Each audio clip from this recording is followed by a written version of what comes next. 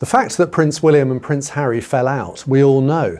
But what isn't so well known is how long ago the fallout began, and how for years they presented a front to the world, despite increasingly disliking and distrusting each other. So I thought it would be interesting to go through some key images of William and Harry together, take a closer look at them, reveal what was going on behind the scenes at the time, and compare what we thought then to what we know now.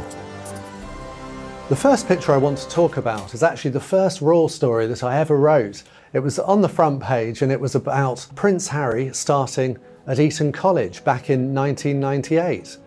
Now you might think there'd be lots of photos of Harry and William together at Eton, but actually this is the only one of them together. You can see in this very formal portrait that was taken, their father, now King Charles, is sitting there in the very regal formal pose, while his sons are much more relaxed with their legs open. Harry looks a little nervous, but Eton was a big thing for Harry. Harry's best friend, Henry van Strabenzie, known as Hennes, had been with him throughout his prep school at Ludgrove, but he'd gone to a different school now, so Harry felt very much on his own, and he was hoping that going into the same house at Eton, Manor House, with his brother, would be a chance for them to bond. But actually when he got there, he found that William didn't want to know. Harry told Anderson Cooper in an interview, "At the time it hurt. I couldn't make sense of it. I was like, what do you mean? We're now at the same school. Like I haven't seen you for ages. Now we get to hang out together." He's like, no, when we're at school, we don't know each other. And I took that personally. I think the problem here was that William was well established at school. You know, he'd been there for a couple of years and he'd made his friends. And frankly, it was a bit embarrassing to have his younger brother sort of pestering him, and he was enjoying that independence. So in some ways, perhaps he resented the arrival of his little brother. As many of us who've had siblings at the same school will recognise, you know, you can feel a bit resentful if you've got to look after your little brother or little sister, and you might feel a bit embarrassed. But not many of us go on to complain about this in a book, as Harry did, or in a series of interviews. Next, we have a photograph of William and Harry at the wedding of their father, then Prince Charles, in 2005 to Camilla Parker Bowles. Now, in this photograph, they look reasonably happy and dutiful, but there was a lot going on behind the scenes. The wedding came after years of their stepmother Camilla being portrayed as, you know, sort of wicked stepmother. In his memoirs, Harry writes about how difficult it was to be introduced to Camilla, that eventually he did because he wanted to make his father happy, and he told him, look, we're happy for you to have this relationship with Camilla, but please promise us that you'll never get married. So you can understand their mixed feelings at the wedding. And as for the relationship between William and Harry, behind the smiles, there were difficult things going on. The wedding came a couple of months after a fiasco over a fancy dress party. The theme was colonials and natives, and Harry infamously had chosen to wear the uniform of a Nazi officer. Now, he'd chosen that uniform, he claimed, with the consent of William and Catherine, and he claims in his memoirs that he was encouraged to choose that uniform. But then it all went wrong when a photograph was published on the front page of a newspaper, and it was published under the headline, "Harry the Nazi." And it caused an absolute storm and a real crisis for the royal family. The publication was awful timing because it coincided with an anniversary of the Holocaust, and that added to the hurt. Now, these next photographs are really important in Harry and William's relationship and in their development. These pictures were taken as part of a sort of PR drive when William and Harry were training to be helicopter pilots together in Shropshire at RAF Shawbury. It was unusual for them to be training together. They were living together, and understandably, the royal family wanted to make much of this. The royal family's links to the military can't be underestimated. They're incredibly important. So the PR value of these photographs was really high. In the video that was taken, there was lots of joking between the brothers, and it was seen as a sign of their warm, really close, friendly relationship. There was lots of fraternal banter. William was making quite a few jokes at his brother's expense about how Harry was a bit of a slob to live with. he snored at night, and it all seemed very good-natured, and it really was one of those things that made the public love these brothers. Now, in his memoirs, Harry says that he laughed at these jokes at the time, but looking back, he thinks there might have been something else at play here, that Harry was going to be able to go to war, which was something he was very much looking forward to. But William, because of his position as a future king, wasn't going to be allowed. And Harry thinks that there was resentment coming through at that, and he wonders if that sort of underlies some of William's comments. Now, in all the pictures published at the time and in the video, the brothers look very happy together. They're laughing, they're smiling. But actually, in some other pictures that weren't necessarily given due prominence at the time, Harry doesn't look so happy. There's a bit of resentment seems to be creeping in, a few sort of scowls at the camera, and I wonder if, with hindsight, there was a lot of significance in those. Personally, I'm not so sure. I think it's far more innocent. It was what it seemed at the time. It was jokey banter between siblings, something, we all know about. My next photograph is a really important one. It kind of symbolises the trio of Harry, William and Catherine that we came to love so much. Their closeness, the friendliness, the joking. This was at the launch of a very important venture. All three of them wanted to help change attitudes towards mental health. They thought people were far too hung up, they were too shy about talking about these issues, and their initiatives have played a big part in changing attitudes. This is the launch of their mental health initiative, Heads Together, in 2016. Despite their apparently happy and jovial appearance together, behind the scenes, Harry said his own mental health was suffering. He'd been going through very awkward panic attacks, and he felt that William wasn't sympathetic. To quote from Harry's memoirs, Spare, "After one speech, which couldn't be avoided or cancelled, and during which I'd nearly fainted, Willie came up to me backstage, laughing. 'Harold, look at you, you're drenched.' I couldn't fathom his reaction. Him of all people. He'd been present for my very first panic attack. With Kate. We were driving out to a polo match in Gloucestershire in their Range Rover. I was in the back and Willie peered at me in the rear view. He saw me sweating, red-faced. 'You all right, Harold?' No, I wasn't. He knew something was up, something bad. He told me that day or soon after that I needed help. And now he was teasing me? I couldn't imagine how he could be so insensitive." We're never likely to hear William or Catherine's version of events, of course, but I suspect that what William would point out is that he helped Harry. He said to him, "Look, I think you need to get help," and Harry's acknowledged that in the past. I suspect William's light-hearted comments were just his natural way of trying to diffuse the situation and make Harry feel less self-conscious about it. Now, next we have a key photograph, and quite an unusual one. It's a picture of William and Catherine with Harry and then with Meghan after she became engaged to Harry and was due to marry into the royal family.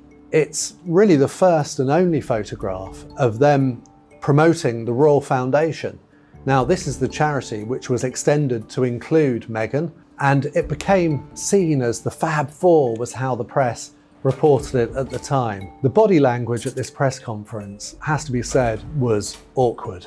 On the face of it, they were all smiles, but you didn't have to look too hard to see some of the awkwardness. At the time, we put some of this awkwardness down to just the fact that Meghan was new, there was a bit of shyness, it was their first appearance together, but with hindsight, we now know there were genuine tensions behind the scenes. Robert Lacey said in his book, "Working together as a family came one of the questions. Do you ever have disagreements about things?" Cue nervous laughter. The two women looked at the ground saying nothing, using their hair to hide their faces, and their true emotions presumably. Harry held on to Meghan for some mutual support, and it was William who said quite directly, "Oh yes," inspiring Harry then to add that the clashes came thick and fast. Had these disagreements been resolved, the questioner persisted, to which William replied facetiously, "We don't know." Meghan started talking a lot about how the foundation's work might extend to the women's empowerment movement. No one made the point at the time, because a month before, a $13 million legal defense fund had been created in the US, linked to Me Too and Time's Up, seeking legislation to discipline and punish companies that tolerated sexual harassment. Legislation meant politics, a big royal no-no. When Meghan was making her comments about women's empowerment, there was even more awkwardness than at other times. And it became clear during this press conference that Meghan was going to be different and perhaps difficult, that she was going to be veering off script and would be taking the royal family in directions that they might not necessarily feel comfortable with. Now, these next photographs are absolutely fascinating. These are of the walkabout that William did with Harry at Windsor to greet the crowds the evening before Harry and Meghan's wedding in 2018. Now, at the time, we saw them together, we thought it was a great gesture. It was something that had happened before other royal weddings, and it seemed like a generous way to thank the crowds for coming, and any kind of slightly odd body language we might put down to pre-wedding nerves or a bit of tensions. But actually, what we now know is that there'd been a series of rows. And just look at what's going on here in these photographs. We've got William looking down a lot. When he wasn't actually meeting the crowds, he didn't seem to want to meet Harry's glance at all. He was either looking at the floor or looking away. He kept his distance pretty much at all times from Harry.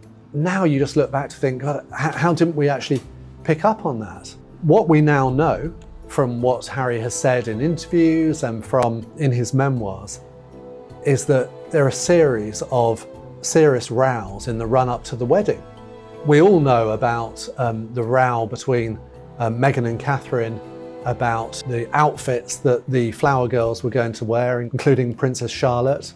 In the Oprah Winfrey interview, Meghan claimed that Catherine had made her cry, but others dispute this vigorously and suggest it was the other way round. But there were a series of other arguments as well. One was actually about whether Harry could wear a beard, which he enjoyed wearing for the wedding. William wasn't happy with this because apparently he hadn't been allowed. His grandmother, Queen Elizabeth, had told him he couldn't have a beard for his own wedding because that wasn't tradition and officers didn't have beards at that point. And in his memoirs, Harry relates, at one point, William actually ordered me, as the heir speaking to the spare, to shave. Another of these rows was about a pre-wedding dinner that Harry had invited William to attend, but William had said, he couldn't, and he made an excuse about family commitments, which didn't convince Harry. And then he said that William had only agreed to join this walkabout at Windsor after being told to by their grandmother, Queen Elizabeth. Obviously, Harry was very resentful about all of this, but look, William did have a family by that point. He did have commitments, so it wasn't as easy as it was in the old days. But looking at these pictures again and knowing what we do know now, it does make me wonder, is William's reservations coming through about this wedding? Perhaps that Harry was making a mistake. Now, if you look at this photograph from the wedding itself, in some ways, William looks even more serious than the groom. I mean, he's looking down the aisle at Meghan's arrival. But again, you do wonder what was going through William's head at that point. And there were more rows to come at the wedding reception. It later emerged that Harry and Meghan were furious that William and Catherine had changed their places at the dinner because they weren't happy with the seating plan. So Harry and Meghan had put couples sitting next to each other in the American tradition, whereas William and Catherine preferred the long-standing British tradition of separating couples so that they could speak to different people. In Harry's memoirs, Spare, he says, "For our part, we chipped in that we weren't too pleased when William and Kate switched place cards and changed seats at our wedding. We'd followed the American tradition, placing couples next to each other, but William and Kate didn't like that tradition, so their table was the only one where spouses were apart. They insisted it wasn't them, it was someone else." Whatever the truth of it, what should have been a happy day turned into rows, and it marked a new low in the relationship between the two couples. 6 months after Harry and Meghan's wedding, tensions were already starting to show between the two couples. This photograph is of them leaving Westminster Abbey after a service to mark Armistice Day. And at the time, we might have thought their seriousness was because of the nature of the event, that they would always look very somber. but actually there was a lot going on behind the scenes.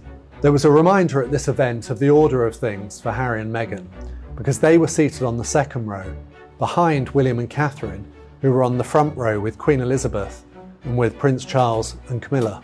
I haven't noticed this before, but just look at their jaws in this photograph. My goodness, they look tense. It's far from a sort of portrait of a relaxed family together. And this lack of warmth between them came after reports began to emerge that the two courts of William and Catherine and Harry and Meghan would be splitting. This was a huge story because everything previously they had done together, their royal foundation, their officers were all together. But these reports suggested that all wasn't well, and it would later be confirmed that they were going to separate. And it was the first sign of the formal separation between the two households. Before then, we had this formal portrait to mark Charles's 70th birthday. And when you look at it, it looks very light-hearted, informal, there's smiling faces. But we know actually that neither brother wanted to make time to appear in it because tensions had already got so bad. By Christmas 2018, the split was terminal, and the footage we're about to see really did make royal watchers sit up and take notice. Look at the body language as they're leaving church on Christmas Day in Sandringham. Meghan looks as if she wants to talk to Prince William, but he sort of turns away awkwardly and fiddles with his scarf. Looks like he just doesn't want to speak to Meghan at all. And then at that point, it seems Catherine intervenes. As we've seen so often with her, she seems to be sort of the peacemaker and trying to make a bit of small talk, knowing full well that the cameras are all on them. The photographs that filled the newspapers were of an apparently united front between the then Cambridges, William and Catherine, and the Sussexes, Harry and Meghan. And this apparent coldness between William and Meghan makes more sense if you think what happened before. I mean, these images come shortly after the infamous dog bowl brawl, as we now call it, at Nottingham Cottage in London. This was when William came round to speak to Harry, and he told his brother what he really felt about Meghan. He called her difficult and rude, and this sparked this fight apparently where Harry says he was hit by William and he was left with an injury. After that, as we now know, the fallout became more public and more vicious, and with those floodgates opened, there was no going back for William and Harry. I hope you enjoyed that. For more great royal videos, make sure you subscribe to the Daily Mail Royals YouTube channel.